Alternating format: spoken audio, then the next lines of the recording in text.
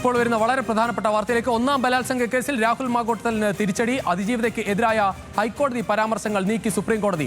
അതിജീവിതയുടെ ആവശ്യം അംഗീകരിച്ച ഹൈക്കോടതി വിധിയിലെ 4 ഖണ്ഡികകളാണ് കോടതി നീക്കിയത്. KM ഷബ്ന ചേരുകയാണ് കൂടുതൽ വിവരങ്ങളുമായി ഡൽഹിയിൽ നിന്ന്. ഷബ്ന, എന്തായാലും ഹൈക്കോടതിയുടെ ആ വിധി വന്നപ്പോൾ വലിയ നിരാശയിലായിരുന്നു അതിജീവിത ഉണ്ടായിരുന്നത്. എന്തായാലും സുപ്രീം കോടതിയിൽ നിന്ന് അനുകൂലമായ ഒരു വിധി വന്നിരിക്കുന്നു. വിശദാംശം രുചീഷ്, ഈ അതിജീവിത നൽകിയ ഹർജിയാണ് സുപ്രീം കോടതി ഇപ്പോൾ പരിഗണിച്ച് ഈ ഉത്തരവിലെ ഹൈക്കോടതി ഉത്തരവിലെ ചില പരാമർശങ്ങൾ നീക്കം ചെയ്തിട്ടുള്ളത്. ഹൈക്കോടതി ഈ ആദ്യ ബലാത്സംഗ കേസിൽ മുൻകൂർ ജാമ്യം അനുവദിക്കുമ്പോൾ ചില കാര്യങ്ങൾ വ്യക്തമാക്കിയിരുന്നു.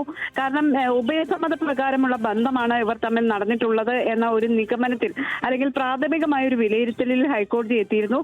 ജസ്റ്റിസ് കൗസർ എടപ്പകത്തിന്റെ ബെഞ്ചാണ് ഇത്തരത്തിൽ നിരീക്ഷണം നടത്തി രാഹുലിന് മുൻകൂർ ജാമ്യം അനുവദിച്ചിരുന്നത്.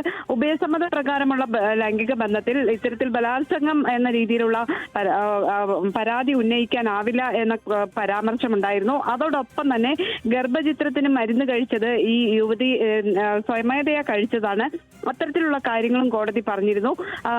ഇത്തരം ബന്ധങ്ങളിലെ കാര്യങ്ങളിൽ ഈ രീതിയിലുള്ള പരാതി ഉന്നയിക്കരുത് എന്ന് സുപ്രീം കോടതിയുടെ മുൻ ഉത്തരവുകളും ഒക്കെ ചൂണ്ടിക്കാണിച്ചായിരുന്നു ഹൈക്കോടതി അത്തരം ഒരു പരാമർശത്തിലേക്ക് എത്തിയത്.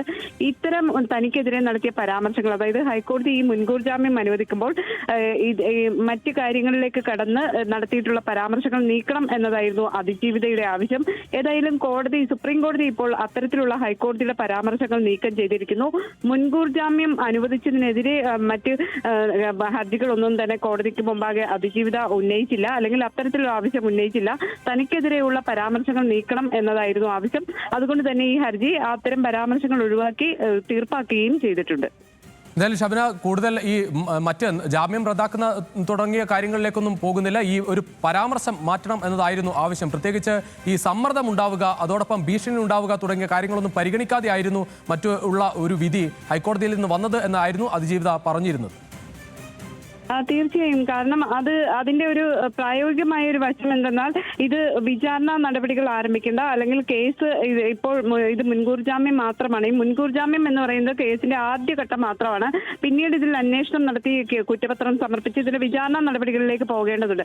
ആദ്യം തന്നെ ഒരു മുൻകൂർ ജാമ്യാപേക്ഷ പരിഗണിക്കുന്ന വേളയിൽ തന്നെ ഹൈക്കോടതിയുടെ ഭാഗത്തു നിന്ന് ഇത്തരത്തിലൊരു പരാമർശം ഉണ്ടാകുന്നത് സ്വാഭാവികമായും ഈ കേസിന്റെ വിചാരണയെ ബാധിക്കും, അല്ലെങ്കിൽ സത്യസന്ധമായ ഒരു ട്രയലിനെ ബാധിക്കും. തനിക്ക് നീതി കിട്ടില്ല എന്ന ഒരു ബോധ്യത്തിൽ നിന്നാകണം ഇത്തരത്തിലൊരു പരാതിയുമായി അതിജീവിതം സുപ്രീം കോടതിയെ സമീപിക്കുന്നത്. ഏതായാലും സുപ്രീം കോടതി ഹൈക്കോടതി നടത്തിയിട്ടുള്ള പരാമർശങ്ങളെല്ലാം നീക്കം ചെയ്യാൻ ആവശ്യപ്പെട്ടിട്ടുണ്ട്. മുൻകൂർ ജാമ്യം അനുവദിച്ചതിനെ ഇതിൽ കോടതി ഇടപെട്ടിട്ടുമില്ല. അത്തരത്തിലുള്ള കാര്യങ്ങൾ കോടതിയിലേക്ക് ആ രീതിയിലുള്ള വാദങ്ങളിലേക്ക് വന്നിട്ടുമില്ല.